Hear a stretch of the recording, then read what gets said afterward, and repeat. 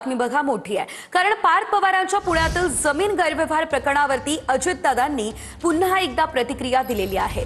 1 रुपयाचा व्यवहार न करता आकडे लिहून व्यवहार कसा याचा आश्चर्य आहे असं अजित पवार म्हणाले। या प्रकरणाचा कागदच होऊ शकत नाही, काही अर्थच नाही असंही अजित पवार म्हणाले।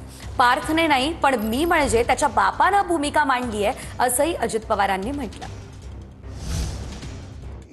1 रुपयाचा व्यवहार न करता नुसते आकडे लिहून कसा कागद होऊ शकतो ते आजपर्यंत मला काही कळलेलं नाहीये आणि त्याच्यावर मी पण आश्चर्यचकित झालो की असं कसं ज्या रजिस्टर ऑफिसच्या व्यक्तीने हे नोंदणी केली त्यांनी कशामुळे ही नोंदणी केली, काय त्याला असं घडलं की त्यांनी चुकीचं काम केलं, अशा सगळ्या गोष्टीचा वस्तुस्थिती आपल्याला महिन्यानी कळेल। या प्रकरणाचा कागदच होऊ शकत नाही। हे आकडे तुम्ही 300 कोटी 1800 कोटी वगैरे जे काही आपण बघितलं, 1 रुपया कुणाला दिला नाही आणि काही नाही, त्याच्यात काय अर्थच नाही ना। पण आता मी जास्त त्याच्याबद्दल बोलण्यापेक्षा चौकशी उद्या चौकशी झाल्यावर सत्य बाहेर येईल। मी मांडले, त्याचा बापाने मांडली ना। निवडणुका जवळ झाल्या की आमच्यावर आरोप सुरू होतात, कुठनं तरी काहीतरी। मागेही तुम्हाला आठवत असेल की असाच 2009ला का 8ला 70,000 कोटीचा आरोप झाला। त्याला 15-16 वर्ष झाली, परंतु त्याच्यातनं काहीही कुणी पुरावे देऊ शकले नाही, काही होऊ शकले नाही, पण बदनामी तर आमची होती। जय पवार नगराध्यक्ष पदासाठी निवडणूक लढवणार नाही असं अजित पवार म्हणाले। जय पवार यांच्या उमेदवारीच्या चर्चांना अजित पवार यांनी पूर्णविराम दिला।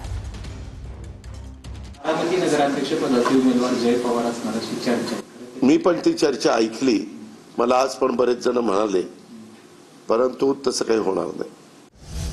तर या सगळ्या गोष्टींना मुख्यमंत्री आणि दोन्ही उपमुख्यमंत्री जबाबदार असल्याचं रोहित पवार म्हणाले। सरकारमधील प्रत्येक व्यक्ती या गोष्टींसाठी जबाबदार असल्याचं त्यांनी म्हटलंय।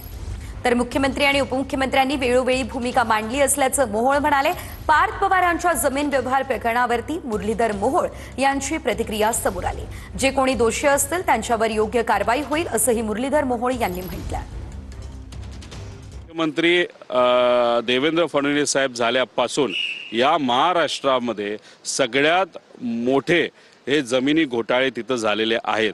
त्यामुळे जर कुणी जबाबदार असेल ह्या सगळ्या गोष्टीला तर ह्याला पूर्णपणे मुख्यमंत्री जबाबदार आहेत, दोन्ही उपमुख्यमंत्री जमिनी जबाबदार आहेत। आता झालं असं की करून वोट चोरी करूया जमिनीची लुटमारी असं या सरकारचं ब्रीद वाक्य तिथं झालेलं आहे आणि गुन्हेगारांना जामीन आणि नेत्यांना जमीन अशा विषयाचं सरकार या राज्यामध्ये तिथं आलेलं आहे। पूर्णपणे मुख्यमंत्री देवेंद्र फडणवीस या सगळ्या गोष्टींसाठी जबाबदार आहे, या भ्रष्टाचारासाठी जबाबदार आहे, दोन्ही उपमुख्यमंत्री जबाबदार आहे, सरकारमध्ये असणारा प्रत्येक व्यक्ती या गोष्टीसाठी तिथं जबाबदार आहे।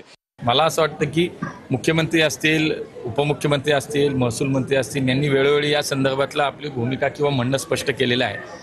त्याची चौकशी सुरू आहे, काही लोकांवरती केलेली आहे। जे त्याच्या चौकशीत समोर येईल ते निश्चितपणे माननीय मुख्यमंत्र्यांनी सांगितले त्याच्यावरती निश्चितपणे कायदेशीर कारवाई जे कोणी दिसेल होईल, त्याच्यामध्ये सहभागी असेल तेव्हा कारवाई होईल। पोलीस योग्य दिशेने त्याचा तपास करत आहेत, ज्या ज्या गोष्टी समोर येतात त्याच्यावरती पोलीस काम करत आहेत।